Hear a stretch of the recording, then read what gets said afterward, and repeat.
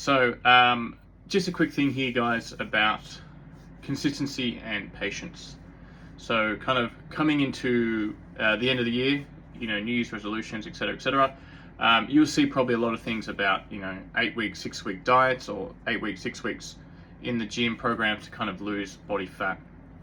I think something that's really, really important is we've got to understand that this is a lifestyle change. And with that, it's something that is going to take basically your whole life to adapt to. So there's a reason why you might be where you are now and not where you want to be.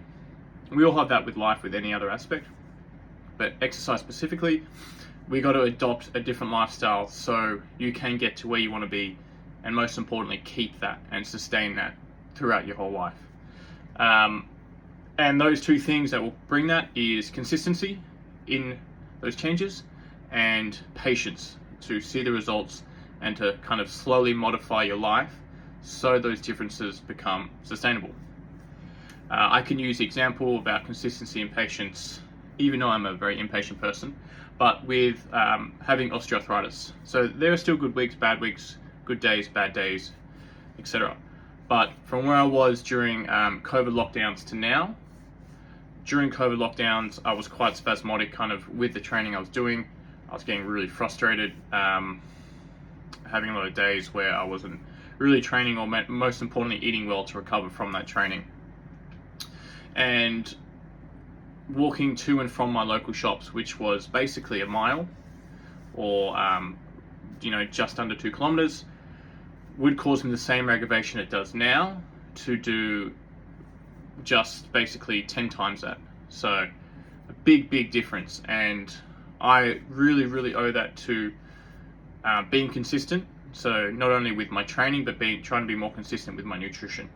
So those two things really come hand in hand in terms of trying to build muscle mass or build strength to support my joint, but also then doing the training and finding exercises that I can be consistent with to over time increase my functional threshold within that kind of pain limit. Another good example is, currently I'm attempting to learn Japanese. I am still very much a novice. I have a good friend of mine who's helping me, as well as another person, and I'm quite enjoying it. But I'm not the type of person that will sit at a desk and study. Something that I have never really been good at. I get quite antsy. I like to move a lot and do a lot of things, so I guess I would always make an excuse. So for me to kind of change that habit and create a consistency around it, what I have done at the start is created palm cards. So because I love walking, what I do is I have certain phrases on these palm cards, certain words, and as I'm walking on a treadmill, I will kind of go through them and challenge myself. So kind of stacking a habit of something that I already like doing and do consistently or religiously, you might say, on top of something that I want to do and want to get better at, but I find excuses to not do it. So a good example would this be for maybe someone who's trying to improve their health, or let's just say get more steps in during the day. You maybe like texting your friends or calling a friend or flicking through TikTok on social media. Can I do this habit that I enjoy with something that is maybe better for me or good for my health? So I'm still not feeling like I'm sacrificing the things I enjoy, but I'm also getting the pros of the things I know I should do. A good example could be as I'm calling a friend, maybe I'll go for a walk, talk to them on the phone, walk around on the street, walk on a treadmill, depending on the weather, whatever it is. If there's a show on TV I really like, Netflix, Amazon, etc., whatever tickles your fancy, that's your business.